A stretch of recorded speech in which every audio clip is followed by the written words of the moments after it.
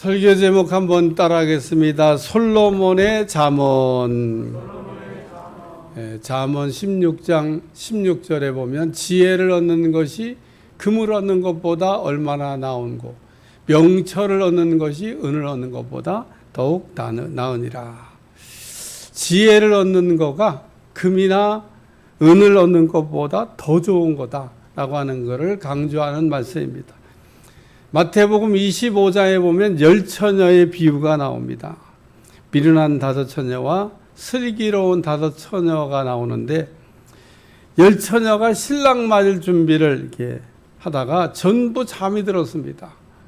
그런데 밤중에 신랑이 온다 하는 소리를 듣고 일어나 보니까 미련한 다섯 처녀의 등에는 기름이 이렇게 떨어져서 등불이 꺼져가는 겁니다. 그러니까 지혜로운 다섯 처녀에게 기름을 좀 나눠달라 그랬더니, 기름을 나눠주면 둘 다 신랑을 맞이하러 나갈 수가 없으니까 차라리 기름가게 가서 사오는 게 낫겠다. 그래서 지혜로운 다섯 처녀는 신랑을 맞이해 혼인잔치에 들어갔고, 미련한 다섯 처녀는 기름을 사가지고 와가지고 혼인잔치 문을 두드렸는데 못 들어갔다. 그런 얘기입니다. 마태복음 25장 11절, 그런즉 깨어있으라 너희는 그날과 그때를 알지 못하느니라. 잠언이라고 하는 말씀은 찌르는 말씀, 또 정곡을 찌르는 말씀, 무감각해진 마음을 찔러서 깨어나게 하는 말씀인데, 우리는 이 솔로몬의 잠언에 관한 말씀을 듣고 지혜로운 사람들이 다 될 수 있기를 주여 축원합니다. 오늘 우리는 이 잠언의 말씀 가운데 우리가 꼭 들어야 될 아주 중요한 말씀 가운데 하나인 교만에 관하여 우리가 생각하면서 은혜를 이게 나누려고 합니다. 사람들은 누구나 다 지혜를 얻기를 원하는데 지혜를 얻을 수 없는 그런 사람이 있습니다. 야고보서 1장 5절, 너희 중에 누구든지 지혜가 부족하거든 모든 사람에게 후히 주고 꾸짖지 아니한 하나님께 구하라. 그리하면 주시리라. 야고보가 우리에게 지혜를 얻는 방법에 대해서 가르쳐 주신 말씀인데, 지혜를 하나님 앞에 구하면 주신다는 겁니다. 얼마나 쉽습니까? 지혜를 얻는 게 어렵지 않아요. 그런데 지혜를 얻지 못하는 사람이 있다는 겁니다. 왜 지혜를 얻지 못하나? 구하지 않기 때문에 지혜를 얻지 못한다는 겁니다. 우리가 지혜를 구하기만 하면 얻을 수 있는데, 그러면 왜 지혜를 구하지 않는 걸까? 그게 바로 교만이라는 겁니다. 우리가 교만하면 하나님께 지혜를 구하지 않습니다. 왜냐하면 이 교만한 사람은 지혜가 없어도 능히 살 수 있다고 생각하기 때문에 그렇습니다. 그러나 이거는 정말 크게 잘못 생각하는 겁니다. 우리는 어떤 문제든지 능히 이제 풀 수 있을 만큼의 지혜를 갖고 있지 않다는 겁니다. 따라서 우리는 날마다 매 순간 지혜가 필요한데, 어리석은 사람, 미련한 사람, 교만한 사람은 지혜를 구하지 않는다는 겁니다. 그러므로 지혜가 부족하다는 겸손한 마음을 우리가 가지며 구할 때 얻을 수가 있습니다. 교만한 사람의 마음은 밑빠진 독과 같아서 채울 수가 없습니다. 하나님께서 장마비와 같은 은혜를 쏟아부어준다 할지라도 모든 것을 잃어버리게 됩니다. 담을 수가 없다, 그런 얘기입니다. 왜 천사장 누시엘이 하나님이 주신 영광을 잃어버렸습니까? 그 천사장이라고 하는 그 직책이 얼마나 영광스러워요. 그런데 어느 날 그 누시엘은 하나님을 섬기던 이 천사장이라는 직책을 박탈당하고, 누시엘이 누시퍼가 되고 막이란 이름을 갖게 되고 떨어진 별이 돼서 그 영원한 불못에 들어갈 날만 기다리고 있는 처지가 됐습니다. 결론은 이 천사장 누시엘이 자기 위치, 자기 자리, 자기 분수를 모르고 교만하다가 그렇게 됐다는 겁니다. 왜 아담과 하와가 그 한순간에 모든 것을 다 잃어버리고 에덴 동산에 쫓겨나게 됐는가? 교만해서 그런 겁니다.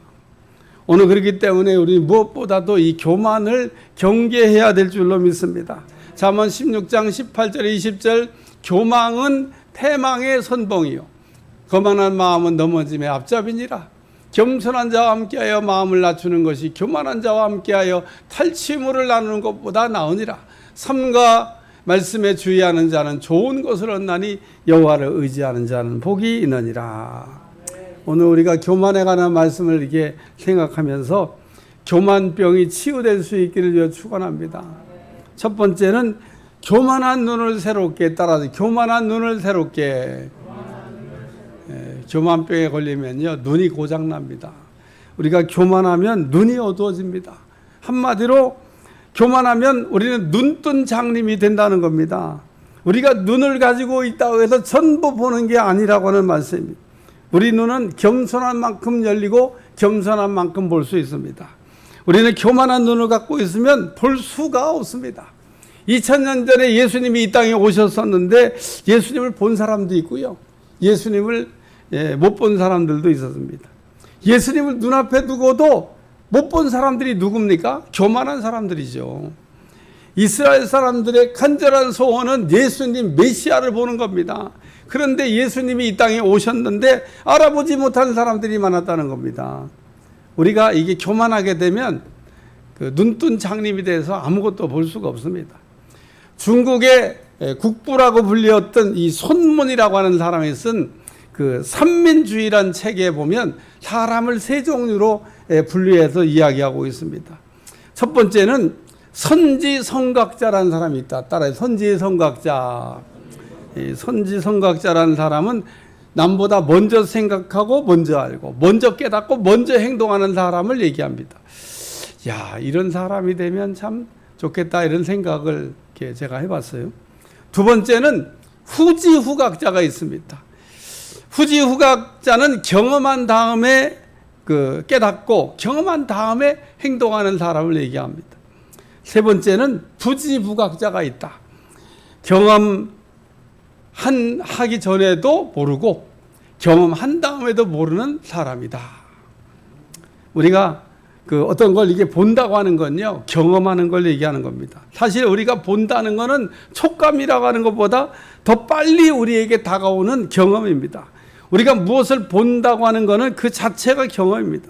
히브리 사람들은 그래서 눈을 셈이다, 원천이다, 이런 뜻으로 사용했습니다. 다시 말해서 우리가 이 본다고 하는 것은 지혜의 셈이다, 지혜의 원천이다, 그런 얘기입니다. 그러므로 우리가 어떤 걸 본다고 하는 것은 대단히 중요한 의미를 갖고 있습니다. 왜냐하면 우리가 어떻게 보느냐에 따라서 우리의 인생이 달라질 것이기 때문에 그렇습니다. 따라서 예수님은 우리의 눈은 마음의 등불이다 그러면서 눈은 밝아야 된다, 눈이 어두우면 아무것도 볼 수가 없다, 그런 얘기입니다. 우리가 교만하면 제일 먼저 나타난 증상이 뭐냐면 눈이 어두워지고 눈이 닫히게 되고 아무것도 볼 수 없게 된다, 그런 얘기입니다. 누가복음 18장에 보면 예수님께서 여리고로 가까이 갔을 때 사람들이 막 몰려갔겠죠. 그러니까 맹인이 이렇게 길에서 구걸하고 있다가 누가 지나가냐고 이렇게 물어봤어요. 그러니까 예수님이 지나간다고. 그러니까 이 맹인이 다윗의 자손 예수여 나를 불쌍히 여기소서 그러고 아주 그냥 큰 소리로 그냥 악을 쓰듯이 이렇게 외쳤습니다. 그러니까 옆에 있던 사람들이 도와주지는 못할 망정 참자마라고 그냥 시끄럽다고 그냥 뭐 이렇게 소리를 치냐고.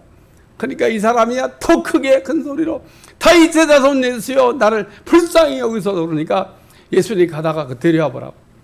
그래서 내가 네게 뭘 해주면 좋겠냐 이렇게 물어봤어요. 그러니까 이 맹인이 주여 내가 보기를 원하나이다. 주님이 혹 우리에게 소원이 뭐냐 그러면 오늘 보기를 원하나이다.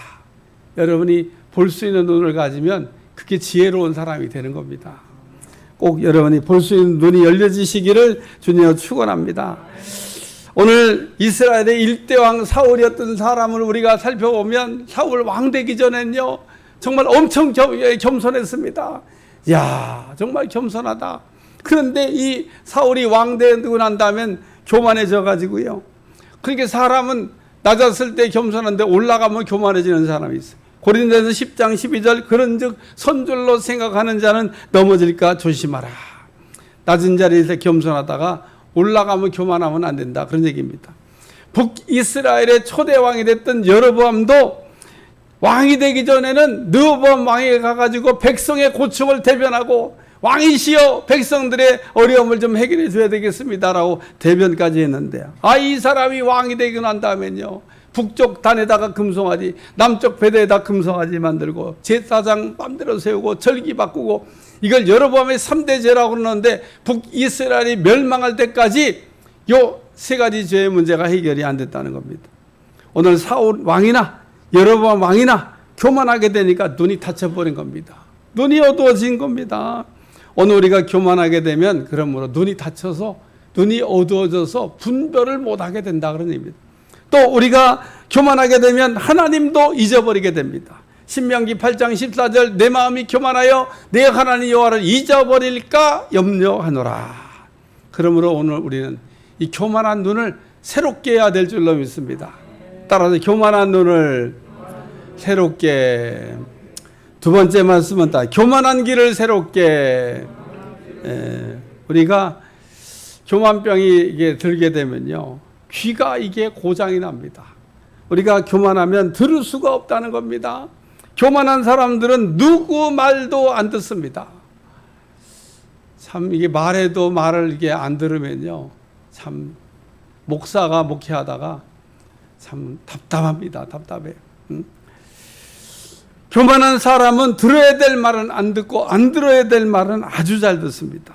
오늘 말씀이 잘 들리고 있습니까? 그러면 겸손하고 건강하다는 증거입니다. 하나님 말씀이 잘 안 들리고 있습니까? 우리가 교만하다고 하는 가장 확실한 증거죠. 우리가 교만하면 누구 말도 안 듣습니다. 르호보암 왕은 솔로몬 왕 때부터 이제 섬기던 원로 신하들의 말을 들었어야 되는데, 르호보암은 자기를 추대하고 자기를 왕으로 세워지기에 힘써주던 젊은 신하들의 말을 듣고 백성에게 과도하게 세금을 부과하다가 결국 나라가 두 조각 났습니다. 창세기 3장에 보면 아담과 하가 에덴 동산 중앙에 있는 선악과를 따먹지 말라고 하는 말씀도 들었고, 또한 선악과를 따먹으면 정령 죽어야하는 말씀도 들었는데, 아담과 하가 선악과를 따먹은 이유가 뭐냐? 교만인 겁니다. 아담과 하가는 마귀에게 속아가지고 하나님같이 되려고 하다가, 하나님이 된다고 하는 얘기가 아닙니다. 하나님 같이 된다고 그랬는데 그 말에 속아가지고 그만 선악과를 따먹고 모든 걸 다 잃어버리게 됐습니다. 요한복음 13장에 보면 가룟 유다도 예수님이 3번 이야기했지만 말을 듣지 않았습니다. 마태복음 26장 34절, 예수께서 이르시되 내가 진실로 내게 이르노니 오늘 밤 다굴기 전에 내가 3번 나를 부인하리라. 예수님이 베드로에게 하셨던 말씀이죠. 이런 이야기 들으면은 내가 어떻게 했으면 좋겠냐고 이렇게 나가야 되는데, 베드로가 예수님 말씀을 듣고 내가 죽을지언정 주를 부인하지 않을 것이라고 장담했는데, 예수님 베드로는 다른 지나 특별한 척하다가 잘난 척하다가 넘어지게 됐습니다.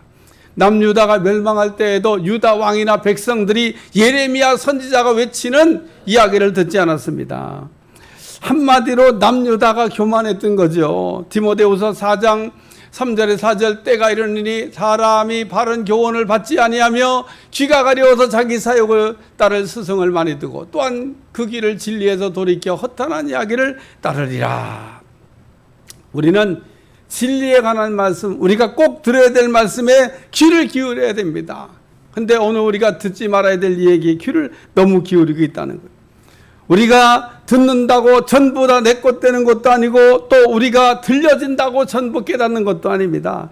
참 이렇게 설교라고 하는 걸 제가 이렇게 하고 있지만 이 전달 능력이 이게 떨어져 가지고 제가 이야기하고 싶은 말이 잘 전달이 안 된다는 겁니다. 그래도 이거보다 더 나은 방법이 없기 때문에 하나님이 설교를 통해서 여러분에게 하나님의 하시고자 하는 말씀을 이게 전하고 있는데, 오늘도 잘 귀를 기울여 들으면 은혜가 될 줄로 믿습니다. 오늘 우리는 이 듣는 거에 선택적 청각을 갖고 있다고 하는 그런 이야기가 있습니다. 우리는 그냥 듣고 싶은 것만 들어요. 설교 이렇게 들으면서도 여러분 솔직히 여러분 머릿속을 들여다보면 딴 생각할 때도 있습니다. 설교 듣다가 뭐 재미없네 그럼 딴 생각하고 있다가 또 재밌네 듣자 그러고, 그러니까 이 굉장히 선택. 우리의 귀는 높은 소리도 큰 소리도 들을 수가 없습니다. 지구도 이게 돌아가는 소리가 난다고 그래요. 소리가 엄청 커가지고 그냥 우리 귀가 안 들리게 해놔가지고 만드니까 그냥 사는 거죠. 만약에 우리 귀가 지구 돌아가는 소리를 매일 들으면, 어젯밤에 제가 잠자려고 누웠는데 창문을 열어놨나 봐. 바람이 세게 부니까 막 그 소리 있잖아요. 쌩 소리 나는 거. 아, 이거 신경이 거슬려가지고 나가고 결국 창문 닫고, 나가야 되냐 말아야 되냐 누워가지고 고민하다가, 야, 저 소리 때문에 도저히 안 되겠다. 나가서 창문 닫고 들어와 잤다니까요. 예? 오늘 우리는 큰 소리도 못 듣고 작은 소리도 못 듣고, 하나님이 우리에게 말씀하실 때 때로는 큰 소리로 얘기합니다. 어떤 때는 아주 작은 소리로 얘기합니다. 그래서 여러분이 잘 알아듣지를 못하나 봐요. 들을 수 있는 귀를 가지시길 주여 축원합니다. 밖에서 아이들이, 동네 아들이 모여갖고 막 이렇게 떠들고 놀면 그 부모는 자기 자녀의 소리만 들립니다. 동네 아이들 떠드는 소리 하나도 안 들립니다. 그러나 그 많은 아이들이 막 왁자지껄 떠드는 속에도 자기 아들이, 우리는 선택적으로 귀를 쓴다, 그런 얘기입니다. 마태복음 13장에 보면 씨 뿌리는 비유를 설명하고 있는데, 길가와 같이 강박한 밭은 말씀이 안 뿌려진다는 겁니다. 하나님의 말씀이 안 들어간다는 거예요. 로마서 10장 17절, 믿음은 들음에서 나며 들음은 하나님의 말씀으로 말미암았느니라. 우리의 귀가 열려서 듣기만 하면 믿음이 생기고 믿는 자가 돼서 믿음의 효과를 받아 누리게 된다고 하는 말씀입니다. 계시록 3장 22절, 귀 있는 자는 성령이 교회들에게 하시는 말씀을 들을지어다. 우리가 귀가 열려 듣기만 하면 살게 된다는 말씀이죠. 솔로몬이 1000번지를 들으니 하나님이 나타나가지고 내가 내게 무엇을 주고 너는 내게 구하라 그럴 때, 이때 솔로몬이 하나님께 기도하기를 내게 지혜로운 마음을 주시옵소서 이렇게 기도했는데, 히브리 말로 레부 쉐미도라고 하는 그런 말입니다. 이게 무슨 뜻이냐면, 레부라고 하는 말은 마음이란 뜻이고, 쉐미도라고 하는 얘기는 듣는다는 얘기입니다. 그러니까 내게 지혜로운 마음을 주시옵소서라고 한 이 말은, 하나님 내게 듣는 마음을 주시옵소서. 우리가 하나님이 하시는 말씀을 그러므로 들리면 그게 지혜인 줄로 믿습니다. 우리가 교만하면요, 귀가 닫혀버려 들을 길을 잃어버리게 된다는 겁니다. 오늘 그러므로 귀를 새롭게, 여러분 교만한 귀를 새롭게 하셔서 여러분의 귀가 잘 들리는 귀가 될 수 있기를 주님으로 축원합니다. 세 번째 말씀입니다. 따라서 교만한 입을 새롭게, 크게 한번, 교만한 입을 새롭게. 우리가 교만하면요, 입에 문제가 생긴다는 겁니다. 교만한 사람은 자신이 말하는 말을 무슨 말을 하는지도 모르고 말을 내뱉을 때가 많다, 그런 얘기입니다. 바벨론 왕 느부갓네살이 말하는 것을 살펴보겠습니다. 다니엘서 4장 30절에 31절입니다. 나 왕이 말하여 이르되 이 큰 바벨론은 내가 능력으로 권세로 건설하여 나의 도성으로 삼고 이것을 내 위엄과 영광으로 나타낸 것이 아니나 했더니, 이 말이 아직도 나 왕의 입에 있을 때 하늘에서 소리가 내리르되 느부갓네살 왕아, 내가 내게 말하노니 나라의 위가 내게서 떠났느니라. 여러분 이 말씀 그냥 떼어나 보세요. 여기 말씀에 보면 이렇게 되어 있습니다. 느부갓네살 왕이 말하기를 내가 이 바벨론 큰 성을 내 능력과 권세로 건설하여 나의 도성으로 삼고 나의 위엄과 영광을 나타냈다고, 전부 다 내가 있다고 얘기하고 있습니다. 그때 하나님께서 내 왕위가 내게서 떠났느니라 그러면서 느부갓네살 왕이 7년 동안 짐승같이 살았다는 겁니다. 하나님이 교만하니까 그냥 한순간에 떨어뜨려 버리신 겁니다. 바벨론 제국의 마지막 왕 벨사살이 있습니다. 이 벨사살이 마지막 그 날에 무슨 일을 했냐? 잔치를 벌렸죠. 술잔치를 하다가 사람이, 나라가 망하려면 못할 일이 없는 거예요. 성전 지명에 쓰는 성전에 쓰는 물건들을 갖고 오라, 거기를 술잔으로 삼아서 술 먹겠다는 겁니다. 그날 밤에 바벨론 제국이 하룻밤 사이에 무너지고 메데 파사라는 나라가 세워졌다는 겁니다. 수산성, 물 위에다가 건설한 섬 같은 성이기 때문에 난공불락의 도시인데, 세상에 그런 바벨론 제국이, 수산성이 하루아침에 무너지고 메데 파사라는 나라가 세워졌다는 겁니다. 아무도 바벨론 제국이 무너질 거라고요 꿈도 생각하는데, 아주 벨사살 왕이 교만하니까 하룻밤 사이에 그냥 하나님께서 나라를 바꿔버리셨어요. 히스기야 왕도 마찬가지입니다. 역대하 32장 25절 26절 말씀 잘 보세요. 히스기야가 마음이 교만하여 그 받은 은혜를 보답하지 아니하므로 진노가 그와 유다와 예루살렘에 내리게 되었더니, 히스기야가 마음의 교만함을 뉘우치고 예루살렘 주민도 그와 같이 하였으므로 여호와의 진노가 히스기야의 생전에는 그들에게 내리지 아니하니라. 야, 요 히스기야가 왕이 말이에요. 그 하나님 앞에 교만하다가 잠깐 교만했는데 이러면 안 되지 그러고 정신 차리니까 하나님께서 진노를 내리시려고 하다가 히스기야 왕 때는 유보하셨다, 그런 얘기입니다. 우리가 교만하게 되면 믿음의 말, 덕스러운 말, 은혜로운 말이 입에서 사라지게 됩니다. 그러므로 상대편이 우리에게 말하는 것만 이렇게 들어봐도 교만한 사람인지 겸손한 사람인지 우리가 알 수 있습니다. 교만한 사람은요, 잘난 척을 잘합니다. 자기 자랑이 많다, 그런 얘기입니다. 뭔 자기 자랑할 게 그렇게 많아요. 자랑하려면 예수님만 자랑해야지. 사도 바울이 은혜 받기 전에는 막 이것도 자랑하고 저것도 자랑했는데, 예수님만 나오고 난 다음에 이전에 자랑하던 것을 내가 배설물과 같이 버렸다, 다시는 자랑 안 하겠다는 얘기입니다. 오늘 우리가 부득불 뭘 자랑한다 그러면 예수님만 자랑하시길 주여 축원합니다. 예수님 자랑하는 건 아무런 하자가 안 생겨. 자기 자랑, 자기 잘난 척하는 거, 이게 교만이라는 겁니다. 두 번째가 뭐예요? 자기 의를 내세우는 겁니다. 나는 옳고 상대방은 잘못됐다고 얘기하는 겁니다. 나만 맞아, 나만 의로워. 남들은 보니까 다 불의해. 혹 나는 의롭고 남은 불의하다는 생각이 들어요. 그게 바로 교만이라는 겁니다. 우리는 하나님 앞에 내놓을 의가 사실 없습니다. 찬송가 493장 나는 부족하여도 영접하실 터이니, 우리가 얼마나 부족합니까? 주님이 만약에 우리의 부족을 따지면 우리 천국 못 갑니다. 근수 모자라잖아요. 찬송가 494장 의가 없는 자라도 도와주신 바라고 생명샘에 나가니 나를 씻어주소서. 우리의 구원받은 것은 예수님의 십자가의 대속의 은혜로 구원받은 것이기 때문에 우리는 하나님 앞에 내놓을 의가 없다는 겁니다.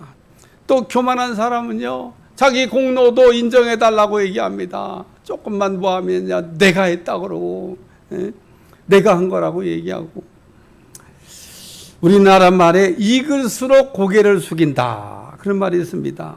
오늘 우리가 교만하면 말로 죄 짓는 일이 많이 생겨야 된다는 겁니다. 한마디로 얘기하면요, 대책이 없어요. 유대왕 우시아가 52년 동안 나라를 잘 다스렸습니다. 우시아 왕이 우상을 제거하고 하나님을 바로 섬겼더니 하나님께서 태평성대를 주어가지고 52년 동안 나라가 평안했는데, 이렇게 훌륭한 우시아 왕이 죽던 해에 이사야가 성전에 들어가다가 하나님을 보게 됐습니다. 하나님을 이렇게 만나고 하나님을 보면서 이사야가 자기를 봤더니 자기의 추한 모습을 보게 됐습니다. 이사야가 얘기합니다. 나는 입술이 부정한 사람이라고 고백합니다. 나는 부정한 백성 중에 거하면서 입술이 부정한 내가 하나님을 보았다. 부정한 사람이 하나님을 봤으니 나는 망했다고 얘기합니다. 부정한 백성 중에 살았기 때문에 이사야도 부정하게 됐다는 이야기를 말하고 있습니다. 내 주변에 부정한 사람들이 많으면요, 나도 자꾸 부정한 사람이 됩니다.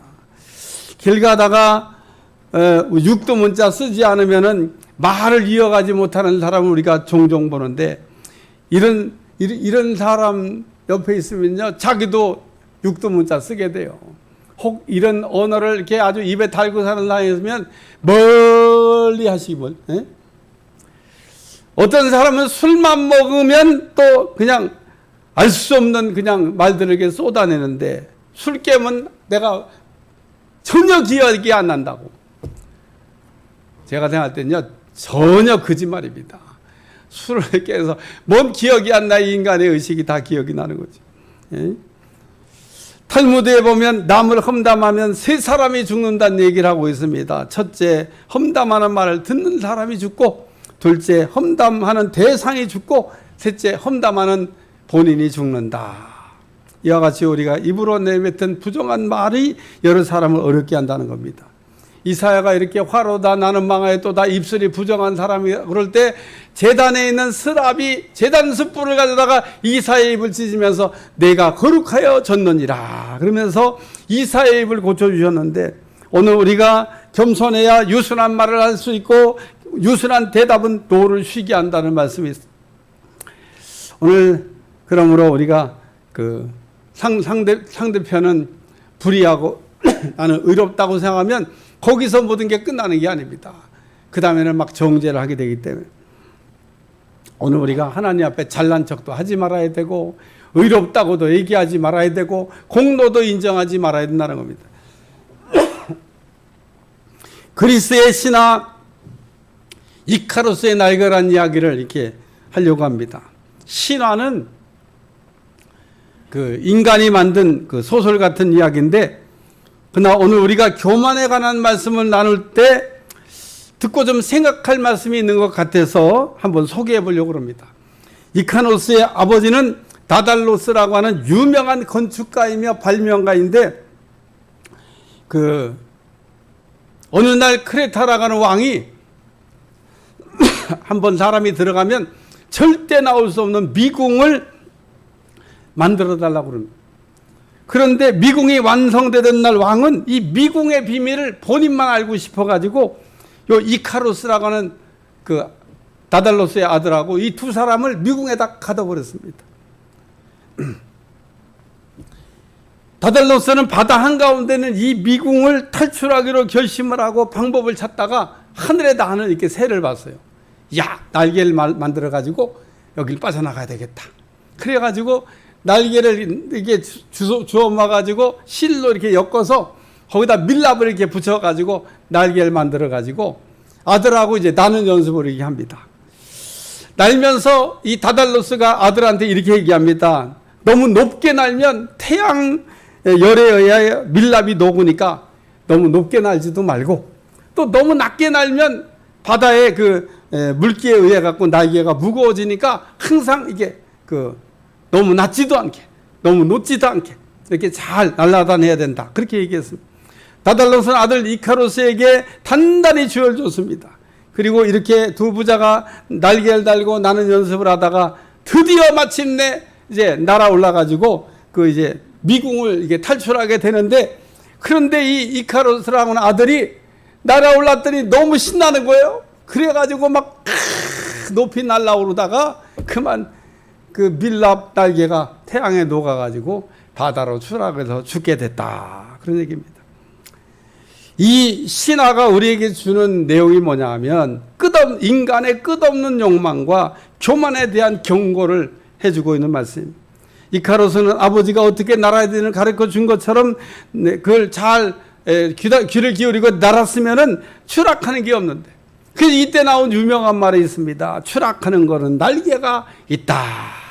여기서 날개는 내게 주어진 현실을 만족하지 않고 더 높은 곳을 향해 오르는 인간의 몸부림 교만을 이렇게 뜻하는데 우리가 날개가 있어가지고 날아오를 수 있지만 문제가 잘못 날개를 날게 되면 우리가 떨어질 수도 있다고 하는 그런 말씀입니다.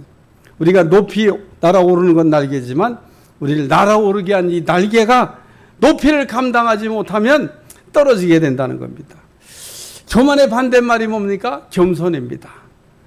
우리가 겸손하면 자기 위치, 자기 자리, 자기 분수를 우리가 아는 겁니다. 결론입니다. 오늘 우리의 눈과 우리의 귀를 어둡게 만들고 우리의 입을 부정하게 만드는 이 교만을 우리가 경계하고 우리가 눈과 귀를 새롭게 우리의 입을 깨끗하게 만들므로 지혜로운 사람이 될 수 있기를 주님으로 축원합니다.